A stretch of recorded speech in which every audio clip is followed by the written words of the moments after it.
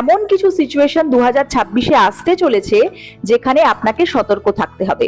Number 4, তার মানে মূলাঙ্ক, যারা যে কোনো মাসের 4 তারিখ, 13 তারিখ, 22 তারিখ এবং 31 তারিখে যারা জন্মেছে তাদের কিন্তু রুলিং নাম্বার 4 হয়ে যাচ্ছে এবং প্ল্যানেট হচ্ছে রাহু, অবসেশন ইলিউশনের কারক। রাহু মানেই কিন্তু এখানে আমরা বোঝাবো রবির সাথে সম্পর্কে একটা টানাপোড়েন। রবি এবং রাহু গ্রহণযোগ তৈরি করে, ইক্লিপস, তার মানে এমন কিছু সিচুয়েশন 2026-এ আসতে চলেছে যেখানে আপনাকে সতর্ক থাকতে হবে। বসের সাথে কোনো রকম ভাবে ঝামেলায় না জড়ানো, কেন কি বস মানেই হচ্ছে অথরিটি, রবিকে রিপ্রেজেন্ট করছে। বাবার সাথে কোনো রকম ঝুট ঝামেলায় না যাওয়া, কোনো রকম লিগ্যাল কোনো কেসে না যাওয়া, গুরুজনদের সম্মান করা, এই কয়েকটা জিনিস আপনাকে সাবধান থাকতে হবে। এবং আপনি যদি পারেন তাহলে কাল ভৈরবের দর্শন করা ভালো, কাল ভৈরবের আরাধনা পুজো করা আপনার জন্য ভালো।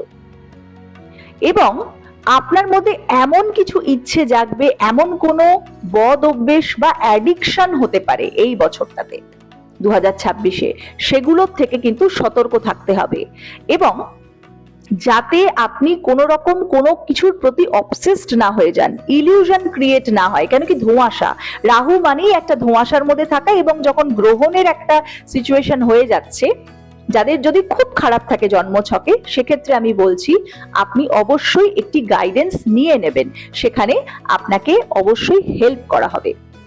এবং যাদের জন্মছকে রাহু খুব ভালো, তাদের কিন্তু এই বছর 2026-এ ট্রেডিং অথবা শেয়ার মার্কেট ভালো হবে। তো এই জিনিসগুলো কিন্তু একটু দেখিয়ে নেওয়ার প্রচন্ডভাবে দরকার রয়েছে। আপনারা কোথা থেকে বলছেন এবং কোথা থেকে দেখছেন সেটা আমাকে অবশ্যই কমেন্ট সেকশনে কমেন্ট করে একটুখানি অবশ্যই লিখবেন, যাতে আমি বুঝতে পারি।